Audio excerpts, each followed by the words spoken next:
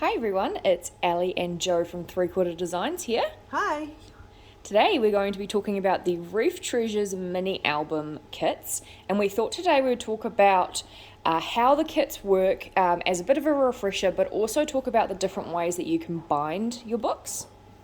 So what I've done today is we've set up the table with the different versions of the same book, basically the same plan of what we have on the cutting guide within our album. And what we're planning is to show you that the reasons we don't put rings and holes and everything all in our albums. So this is Reef Treasures, and in Reef Treasures you get your cutting guide.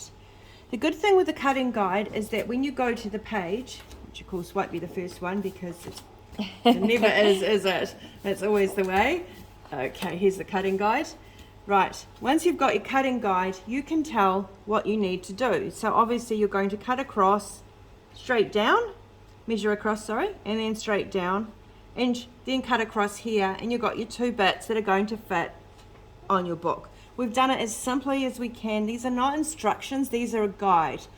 The reason it's a guide is because you honestly might prefer to have that piece. So we haven't cut it for you because we don't want to make it restrictive. The whole idea of these kits, and they're basic kits, is that you can make a choice what you want to do. We don't want to stifle your creativity. The problem with a lot of kits is you do it one way and that's the only way to do it. Not with Three Quarter Designs collections. There is one coming up soon that actually you can only do it one way, but that's okay.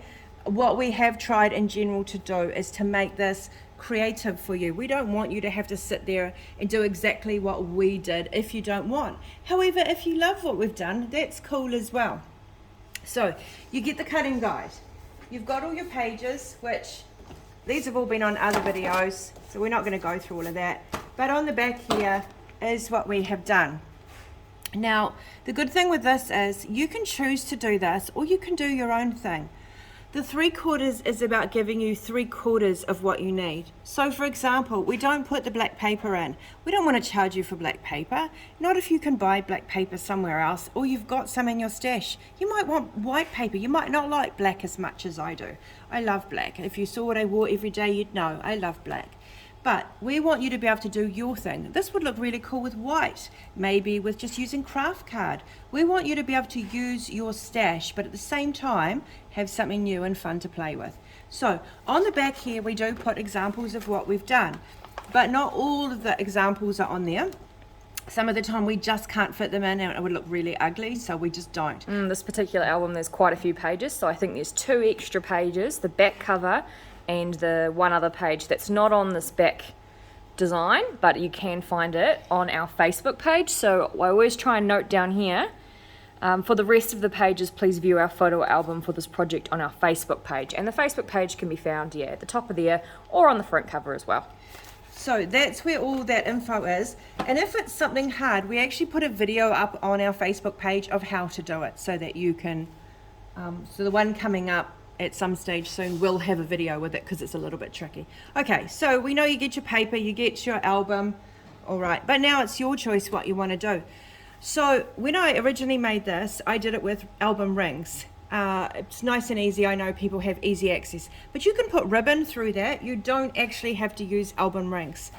So that's basically the front cover. Now if I was to do it, this is a zigzag album. You've got exactly the same cover. The only difference is it's not bound, which is why I don't put holes in the albums, because I want you to be able to choose your binding method.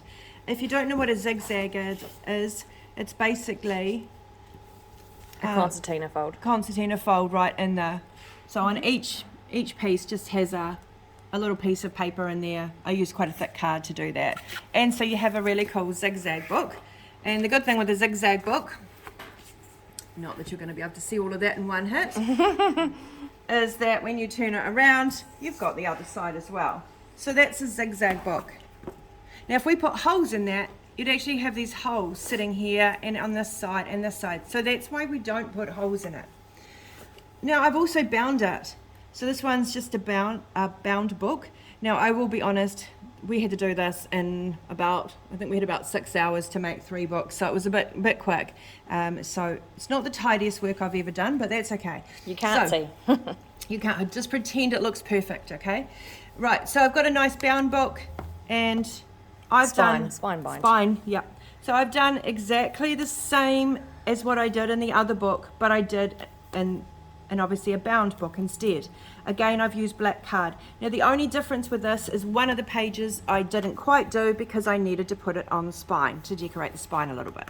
All right, so that is, please don't show close up of how just messy showing I've got. how it's bound. Really Joe, quickly. it's okay. All right, so those are the 3 types of books.